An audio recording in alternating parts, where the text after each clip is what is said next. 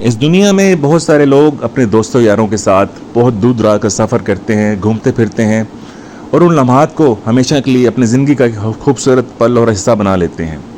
ایسے ہی میں اور میرے دو دوست ہم بھی ایک دور دراز کے سفر کو نکلے تاکہ ہم اپنی زندگی کے ان لمحات کو خوشگوار بنا سکیں۔ میرا نام عمیر ہے۔ میں اپنے دو دوستوں حاشر اور ندیم کے ساتھ پہلی دفعہ ناراون اور کاغان جا رہا تھا۔ آج سے پہلے ہم نے ناردرن ایریز کے بارے میں بہت ساری ویڈیوز دیکھ رکھی تھیں، بہت ساری باتیں سن رکھی تھیں کہ جنت نظیر علاقے ہیں، وہاں پہ بہت خوبصورت نظارے ہیں اور گھومنے پھرنے کی بہت پیاری جگہیں ہیں۔ ہم اس سے پہلے بھی بہت ساری جگہوں پہ پاکستان میں گھوم چکے تھے۔ اس دفعہ ہمارا ارادہ ناراون اور کاغان جانے کا تھا۔ ہم تینوں بہت ایکسائٹڈ تھے، لیکن آگے چل کے ہمارے ساتھ جو واقعات پیش آئے وہ ایک بھیانک خواب کی طرح معلوم ہوتے ہیں۔ بسم اللہ الرحمن الرحیم۔ السلام علیکم۔ میں آپ سب کو آج کی ویڈیو میں خوش آمدید کہتا ہوں۔ تمام تعریفیں اللہ رب العزت کے لیے، بے شمار درود و سلام نبی اکرم صلی اللہ علیہ وسلم اور آپ کے آل پر۔ آج 12 ربیع الاول ہے۔ آپ سب سے گزارش ہے رسول اکرم صلی اللہ علیہ وسلم پہ بے شمار درود و سلام بھیجیں۔ اگر آپ میرے چینل پہ نئے ہیں تو برائے مہربانی اس کو سبسکرائب کر لیں۔ ویڈیو پسند آئے تو اس کو لائک ضرور کیجیے گا۔ تو چلیے چلتے ہیں آج کی ویڈیو کی طرف۔ میرا نام عمیر ہے۔ میں اپنے دوست حاشر اور ندیم کے ساتھ بہت ساری جگہ گھوم چکا ہوں۔ ہم تینوں بچپن سے ہی دوست ہیں۔ ہماری فیملیز کو بھی ہماری دوستی کے بارے میں بہت اچھے سے معلوم ہے۔ ہم تینوں جہاں بھی جاتے ہیں ہمیشہ اکٹھے جاتے ہیں۔ اگر ہم کسی فنکشن میں جائیں تو ہمارے لباس بھی تقریباً ایک جیسے ہی ہوتے ہیں۔ سب لوگ دیکھ کے پہچان جاتے ہیں، لگتا ہے یہ تینوں ہی بہت قریبی دوست ہیں اور بچپن سے ہی ایک دوسرے کے ساتھ ہیں۔ آج کا جو ہمارا سفر تھا وہ تھا ناراون اور کاغان کا، جو کہ کافی لمبا سفر ہے۔ میرا تعلق فیصل آباد سے ہے۔ ہم تینوں بہت ایکسائٹڈ تھے۔ ہم تینوں ہی کافی پرجوش تھے کہ آج سے پہلے جس علاقے کے بارے میں ہم نے باتیں، کہانیاں اور ویڈیوز دیکھ رکھی تھیں، آج ہمیں موقع مل رہا ہے وہاں پہ جا کے بذات خود اس جگہ کا نظارہ کریں۔ اس تجربے کو حاصل کرنے کے لیے ہم نے رخت سفر باندھا۔ حاشر کے پاس گاڑی موجود تھی، ڈرائیونگ تو ہم تینوں ہی کر لیتے تھے۔ لمبا سفر تھا، ہم نے یہ سوچا تھا کہ راستے میں ایک دوسرے کا ساتھ دیں گے اور ڈرائیونگ کرتے جائیں گے۔ ہم تینوں ضروری سامان رکھا۔ سردیوں کا موسم تھا، کیونکہ ایسی جگہوں پہ برف کے موسم میں ہی جانا زیادہ لطف اندوز ہوتا ہے۔ ہم نے راستہ اختیار کیا۔ ہمارا پہلا سٹاپ جو کہ اسلام آباد میں تھا، ہم نے وہاں پہ رک کے دوپہر کا کھانا کھایا، چائے وغیرہ پی اور تھوڑی دیر کے بعد ہم نے اپنا سفر اختیار کر لیا۔ جب ہم ایبٹ آباد پہنچے تو وہاں پہ ہماری گاڑی میں تھوڑا سا مسئلہ پیدا ہوا۔ ہماری گاڑی کے انجن سے ہلکا ہلکا سا دھواں نکلنا شروع ہوا اور میٹر میں گاڑی کے گرم ہونے کی نشاندہی ظاہر ہوئی۔ فوراً حاشر نے اپنی گاڑی سائڈ پہ لگا دی۔ تھوڑی دور جا کے ہمیں ایک مکینک کی دکان نظر آئی۔ گاڑی ہم اس کے پاس لے گئے۔ اس نے کہا آپ کی گاڑی کے ریڈیٹر میں مسئلہ ہے، زیادہ پریشان ہونے کی ضرورت نہیں ہے، آپ کا انجن محفوظ ہے۔ اس نے تقریباً 1-1.5 گھنٹہ لگا کے ریڈیٹر کا کام کر دیا۔ ہم نے اس سے کہا ہم نے آگے بہت لمبا سفر اختیار کرنا ہے، اگر ہماری گاڑی میں کوئی مسئلہ ہو سکتا ہے تو ابھی بتا دیں۔ اس نے کہا مجھے امید ہے اب آپ کی گاڑی میں ایسا کوئی مسئلہ نہیں آئے گا۔ وہاں سے فارغ ہو کے ہم نے آگے کا سفر جاری رکھا۔ چلتے چلتے ایک بات بتاتا چلوں، ہم نے یہ طے کیا تھا کہ ہم اپنے سلیپنگ بیگز اور اپنے کیمپ ساتھ لے کے جائیں گے۔ ہم ایک مختلف تجربہ کرنا چاہتے تھے۔ ایک تو سخت سردی کا موسم اور ایک ہم نے فلموں میں دیکھ رکھا تھا کہ لوگ جنگلوں میں جا کے کیمپنگ بہت زیادہ کرتے ہیں۔ ہم بھی اس تجربے سے لطف اندوز ہونا چاہتے تھے۔ ہم تینوں کے پاس اپنے ٹینٹ یعنی کہ کیمپ موجود تھے اور ہمارے گرم بستر بھی موجود تھے۔ ہم تینوں نے سفر جاری رکھتے ہوئے دوسرے سے گپیں لگاتے ہوئے راستے میں ویڈیوز اور پکچر بناتے ہوئے بہت محظوظ ہو رہے تھے۔ تھوڑی دیر کے بعد گاڑی سائڈ پہ روک دی گئی۔ اس دفعہ گاڑی ندیم چلا رہا تھا۔ ہم دونوں نے یکلخت، میں نے اور حاشر نے یکلخت ہو کے پوچھا بھائی گاڑی کیوں روکتی ہے؟ اس نے کہا مجھے لگتا ہے گاڑی کے پیچھے والا ٹائر پنچر ہو چکا ہے۔ ہم تینوں نے باہر نکل کے دیکھا تو واقعی گاڑی کا ٹائر فلیٹ ہو چکا تھا۔ حاشر بولا یار مجھے تھوڑی سی تشویش لاحق ہو رہی ہے، ایبٹ آباد میں گاڑی کا انجن کا مسئلہ اور اب ٹائر پنکچر ہو گیا ہے، لگتا ہے یہ سفر ہمیں راس نہیں آنے والا۔ میں تو کہتا ہوں یہیں سے واپس لوٹ چلتے ہیں۔ ندیم آگے سے غصے سے بولا تمہارا دماغ خراب ہے، ہم اتنے ایکسائٹڈ ہیں، پہلی دفعہ اس طرف کا سفر کر رہے ہیں، اتنے لمبے سفر میں گاڑی کے ساتھ چھوٹے چھوٹے معاملات پیش آتے رہتے ہیں۔ تمہاری گاڑی کا انجن بالکل ٹھیک ہے، ریڈیٹر کا مسئلہ تھا اب وہ بھی حل ہو چکا ہے، اور ٹائر کا پنکچر ہونا ایک بہت معمولی سی بات ہے۔ بڑے بڑے پتھر پڑے ہوتے ہیں، چھوٹے چھوٹے پتھر بھی ہوتے ہیں، کیل بھی ہوتے ہیں جو ٹائر میں لگ جاتے ہیں اور ٹائر پنکچر ہو جاتا ہے، اس میں اتنی پریشانی کی کوئی بات نہیں ہے۔ ہم نے اپنا سفر جاری رکھا۔ اب ہم مانسہرہ میں پہنچ چکے تھے۔ ہم نے سوچا آج کی رات ہم مانسہرہ میں ہی گزاریں گے۔ ندیم کا ایک دوست مانسیرا میں رہتا تھا، اس نے اس کو رابطہ کیا اور اس سے کہا ہم تینوں دوست آنا چاہتے ہیں، کیا آج رات ہم تمہارے گھر گزار سکتے ہیں؟ وہاں کے لوگ بھی کافی مہمان نواز ہیں۔ اس نے کہا ضرور میرے گھر آئیں۔ ہم اس کے گھر پہنچے، اس نے ہمارے لیے لذیذ اور عمدہ کھانا تیار کروایا۔ ہم نے وہاں بھی تھوڑی دیر گھما پھرا، کافی خوبصورت علاقہ ہے مانسیرا بھی، اگر آپ کو موقع ملے تو ضرور وہاں جائیے اور گھومے پھریے۔ ہم تقریباً رات کو 11:30 بجے سو گئے کیونکہ ہم نے صبح جلدی سفر اختیار کرنا تھا۔ ہم تقریباً صبح 9:30 بجے اٹھے۔ مانسیرا میں بھی سخت سردی پڑتی ہے، وہاں پہ ہمارے لیے گرم پانی کا اہتمام کیا گیا۔ ہم تینوں نے شاور کیا اور ہمارے لیے بہت لذیذ پراٹھے، دیسی انڈے آ گئے اور ساتھ میں گرما گرم چائے کے کپ۔ ہم بہت لطف اندوز ہوئے، ان صاحب کا بہت شکریہ ادا کیا، ان سے اجازت لے کے اپنا آگے کا سفر جاری رکھا۔ وہاں سے سفر شروع کیا تو اتنے خوبصورت نظارے، اللہ کی قدرت کے شاہکار دیکھ کے ہم بہت محظوظ ہو رہے تھے۔ ہم نے اپنا سفر جاری رکھا۔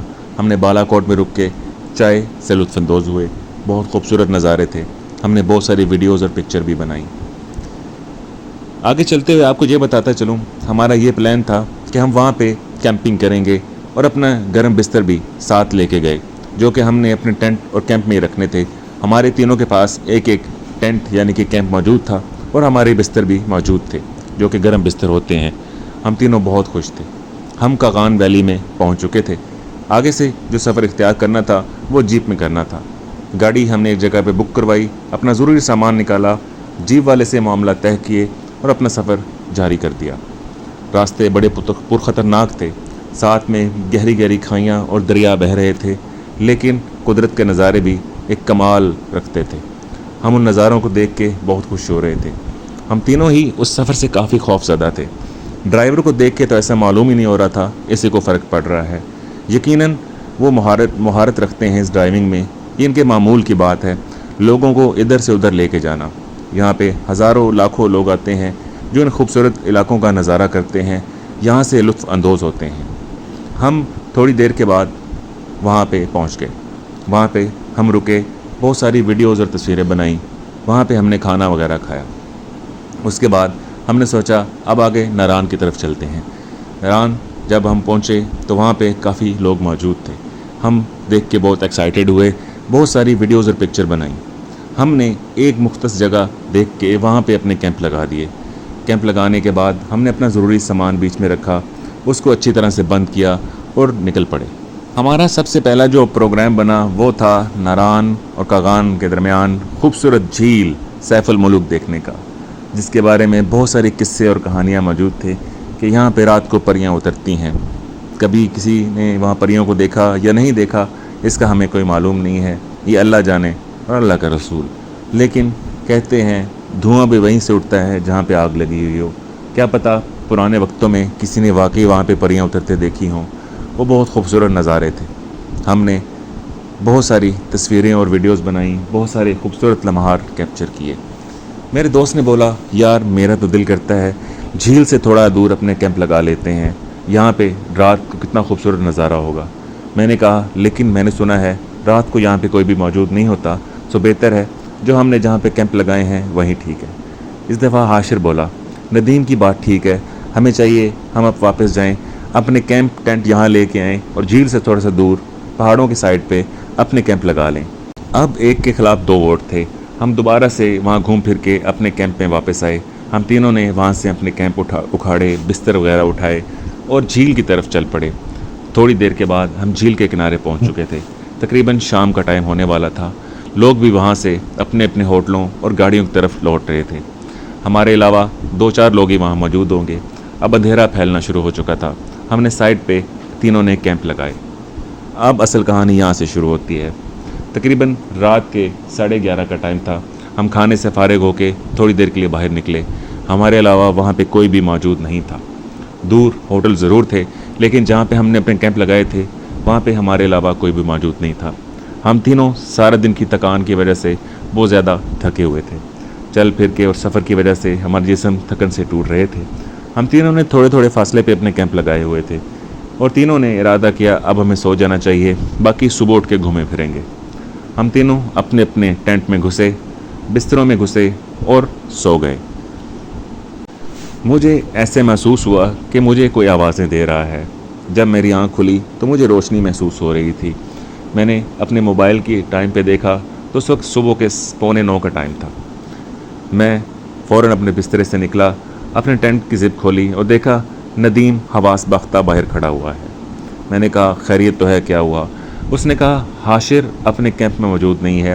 میں نے اسے آوازیں بھی دی، کافی دور جا کے ادھر ادھر دیکھا لیکن وہ کہیں نہ ملا۔ میں پریشانی کے عالم میں اس کے ساتھ حاشر کے کیمپ میں پہنچا لیکن وہ خالی پڑا ہوا تھا۔ اس کا بستر اپنی جگہ پہ موجود تھا۔ ہمیں ایسی ویسی کوئی چیز نظر نہیں آ رہی تھی جس سے لگا ہو یہاں پہ کسی نے حملہ کیا ہے، یہ کوئی جنگلی جانور آیا ہو۔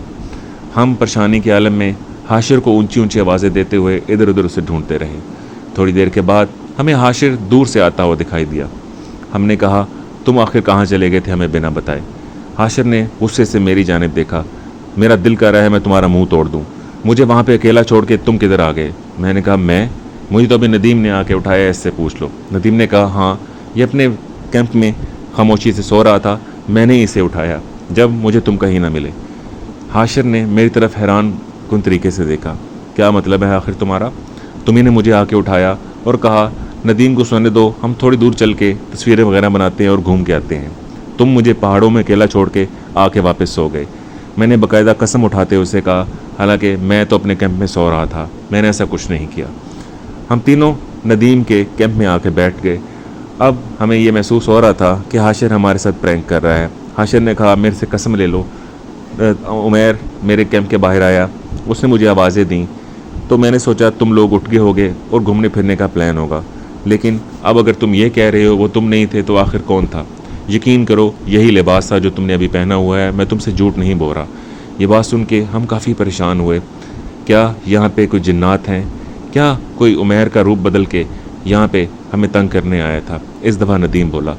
میں نے اس سے کہا یار ایسی باتیں مت کرو، ہم تینوں یہاں پہ اکیلے ہیں، گو کہ اس وقت دن کا ٹائم ہے لیکن ہمارے علاوہ یہاں پہ ارد گرد کوئی بھی موجود نہیں ہے، ارد گرد برف پڑی ہوئی ہے، سردیوں کا موسم ہے، یقیناً لوگ تھوڑی دیر کے بعد اس طرف کا رخ کریں گے۔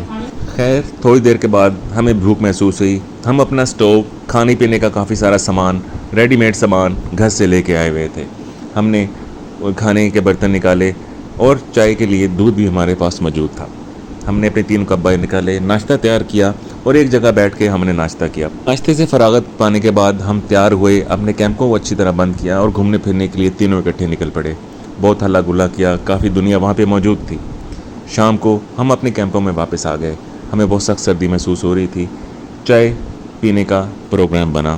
ہم نے چائے کے کپ تھامے اور دوبارہ اپنے کیمپوں سے نکل کے گھومنا پھرنا شروع کر دیا۔ تقریباً 10:30-11 کا ٹائم ہوگا، وہاں پہ سب لوگ جا چکے تھے اور ہم تینوں اپنے کیمپوں میں آ کے لیٹ گئے۔ تھوڑی دیر کے بعد حاشر اور ندیم دونوں آ گئے، میرے کیمپ میں آ کے بیٹھے اور کہا یار ہمیں دونوں کو ڈر لگ رہا ہے، حاشر بولا جو کل میرے ساتھ واقعہ پیش آیا ہے، اگر وہ سچ میں کوئی جنات ہوئے تو ہمارے لیے بہت بڑا مسئلہ پیدا ہو سکتا ہے۔ میں نے کہا دیکھو یہ تمہارا وہم ہے، تم ایسے نیند سے اٹھے ہوگے اور تمہیں لگا ہوگا میں ہوں۔ اس نے کہا ہاں میں تو نابینا ہوں نا، جو تمہیں دیکھ ہی نہ سکوں۔ تم میرے کیمپ کے باہر آئے تھے اور باقاعدہ میرے ساتھ گئے تھے، یا تو اب تک تم میرے ساتھ جھوٹ بول رہے ہو، اتنا گہرا مذاق کرنے کی بھی کیا ضرورت ہے؟ میں نے بات کو ہنس کے ٹالنے کی کوشش کی تاکہ ان کا ڈر ختم ہو جائے۔ میں نے کہا ہاں یار میں ہی تھا، تمہیں ڈرا رہا تھا۔ ندیم آگے سے غصے سے بولا تم کتنے بے وقوف ہو، بھلا سارا دن تمہیں یہ بات دل میں رکھنے کی کیا ضرورت تھی؟ حالانکہ میں ہرگز نہیں تھا، میں تم دونوں کا ڈر اتارنے کے لیے اس بات کو ہنسی میں ٹال رہا تھا، ورنہ وہ تو ابھی یہاں سے جانے کے لیے تیار تھے اور رات کے ٹائم اس علاقے سے جانا خطرے سے خالی نہیں تھا۔ میں نے ان سے کہا تم دونوں جا کے سو جاؤ اور صبح اٹھ کے یہاں سے جانے کا پلان بنائیں گے۔ ان دونوں نے کہا ٹھیک ہے، اگر تم کہتے تو ہم جا کے سو جاتے ہیں۔ میں نے کہا ویسے بھی رات کے 12 بجنے والے ہیں، یہاں پہ بیٹھ کے فضول گپے لگانے سے بہتر ہے ہم نیند پوری کریں، صبح فریش اٹھیں اور واپسی کا سفر اختیار کریں۔ تھوڑی دیر کے بعد اونچی اونچی چیخنوں کی آوازیں شروع ہوئیں۔ میں نے جلدی سے کیمپ سے اٹھا، اپنی ٹارچ اٹھائی اور باہر جا کے دیکھا تو حاشر دور مجھے بھاگتا ہوا نظر آیا۔ میں نے حاشر کو آواز دی، حاشر آخر کیا ہوا؟ حاشر وہیں پہ رک گیا۔ اس نے کہا ندیم اپنے کیمپ میں موجود نہیں ہے اور مجھے سے اونچی اونچی چیخنے کی آوازیں آ رہی ہیں، آؤ میرے ساتھ دیکھیں اس کو کیا ہوا ہے۔ ہم کافی دیر ڈھونڈتے رہے لیکن ندیم ہمیں کہیں بھی نہ ملا۔ تقریباً صبح کے 5:30-6 کا ٹائم ہو چکا تھا، ہم مسلسل ندیم کو ڈھونڈ رہے تھے۔ تھوڑی دیر کے بعد ہمیں برف میں ندیم اوندھے منہ پڑا ہوا ملا۔ ہم دونوں اس کی طرف بھاگے، اس کو اٹھایا، اس وقت وہ بے ہوش تھا۔ ہم بہت مشکل سے اس کو اٹھا کے برف میں چلتے ہوئے کیمپ میں پہنچے۔ ندیم مسلسل بے ہوش تھا۔ ہم اس کی حالت دیکھ کے کافی پریشان تھے۔ اس کے چہرے اور ماتھے کے اوپر ہلکا سا خون بہہ رہا تھا۔ معلوم نہیں یہ کیا چیز اس کو لگی تھی جس کی وجہ سے اس کے چہرے اور ماتھے سے خون بہہ رہا تھا۔ ہم نے فوراً ندیم کو اچھی طرح کور کیا تاکہ اس کو سردی محسوس نہ ہو، کہیں خدا نخواستہ اس کو کچھ ہو نہ گیا ہو یا سخت بیمار نہ پڑ جائے۔ تھوڑی دیر کے بعد ہاتھ پاؤں ملنے کے بعد ندیم کو ہوش آیا۔ ندیم چیخ مار کے پیچھے ہٹ گیا۔ ندیم نے کہا، حاشر میں آئندہ تم سے بات نہیں کروں گا، تم کتنے گھٹیا انسان ہو، تم نے مجھے دھکا دیا اور میں لڑکتا ہوا دور جا گرا۔ اس کے بعد جب میں اٹھا پیچھے مڑ کے دیکھا تو تم وہاں موجود نہیں تھے۔ تھوڑی دیر کے بعد تم میرے آگے کھڑے تھے اور تم نے اتنا بھیانک ماسک کہاں سے لیا؟ تم کتنے گھٹیا انسان ہو، تمہاری وجہ سے میری جان بھی جا سکتی تھی۔ حاشر نے ہکا بکا ہو کے میری جانب پھر اس کی جانب دیکھا۔ آخر تم یہ کیا بکواس کر رہے ہو؟ میں تو تمہاری چیخ سن کے وہاں سے اٹھا اور تمہارے پیچھے بھاگنا شروع کر دیا کیونکہ تمہارے کیمپ کا دروازہ کھلا ہوا تھا۔ میں نے عمیر کے کیمپ کی طرف دیکھا، وہ مسلسل بند تھا، یعنی کہ تمہارا کیمپ کھلا تھا تو چیخ کی آواز بھی تمہاری تھی۔ میں نے سوچا میرا دوست کسی مشکل کا شکار ہو گیا تو میں تمہاری مدد کرنے کے لیے بھاگا۔ جیسے میں بھاگا ساتھ عمیر اپنے کیمپ سے نکلا اور تمہاری تلاش میں ہم دونوں نکل پڑے۔ ہم ساری رات سے تقریباً 2 گھنٹے سے تمہاری تلاش میں تھے۔ دور کہیں جا کے تم ہمیں اوندھے منہ پڑے بے ہوش ملے۔ تم کہہ رہے ہو کہ میں نے تمہیں دھکا دیا، حالانکہ میرے سے قسم اٹھوا لو میں تو خاموشی سے سو رہا تھا۔ یہ بات سننی تھی۔ ندیم کی خوف سے بری حالت ہو گئی، یعنی کہ وہ تم نہیں تھے تو کون تھا؟ ہمیں حاشر کی پچھلے رات کی بات یاد آ گئی، جیسے اس نے کہا تھا کہ صبح کے ٹائم عمیر میرے دروازے پہ آیا اور اس نے کہا چلو گھومنے پھرنے چلتے ہیں۔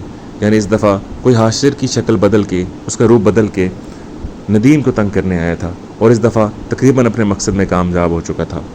میں نے ندیم سے پوچھا، تم نے کہا ماسک پہن کے تمہیں ڈرایا گیا، تم خود سوچو اگر حاشر دور تمہارے پیچھے کھڑا تھا تو وہ اچانک سے پلک جھپتے تمہاری دوسری والی سائڈ پہ کیسے آ گیا؟ نہ تو اس کے پاس کوئی ماسک موجود ہے اور نہ ہی اس نے تمہیں دھکا دیا۔ یقیناً یہاں پہ جنات موجود ہیں جو کہ ہمارے یہاں ہونے سے خوش نہیں ہیں، اس لیے شاید یہاں پہ لوگ کیمپنگ نہیں کرتے اور ہوٹلوں میں رہنا پسند کرتے ہیں۔ ہم نے کہا ہمیں فوراً یہاں سے چلے جانا چاہیے ورنہ ہماری زندگیوں کو خطرہ لاحق ہو سکتا ہے۔ ندیم کے چہرے اور ماتھے سے جو خون آ رہا تھا، ہم نے پوچھا یہ تمہارے ساتھ کیا ہوا ہے؟ اس نے کہا جب میں چیخ مار کے اس ماسک والے شخص کو چیخ مار کے پیچھے ہٹا تو مجھے لگا جیسے میرے چہرے اور ماتھے پہ کسی نے تیز بلیڈ مارا ہو، لیکن میرے قریب کوئی بھی نہیں تھا اور اس وقت میرے ارد گرد کوئی درخت کی ٹہنی بھی موجود نہیں تھی، تو یہ کیا تھا مجھے اس چیز کا کوئی علم نہیں ہے۔ خدا کر کے صبح ہوئی اور ہم نے جلدی سے اپنا سامان پیک کیا۔ جا کے ہم نے وین والے سے جیپ والے سے بات کی اور واپسی اپنی گاڑی کے پاس خدا کر کے پہنچے۔ ویورز، یہ تھی آج کی کہانی۔ اگر آپ کو پسند آئی ہے تو برائے مہربانی لائک کریں اور اگلی ویڈیو تک اپنا بہت سارا خیال رکھیے گا۔ اللہ حافظ۔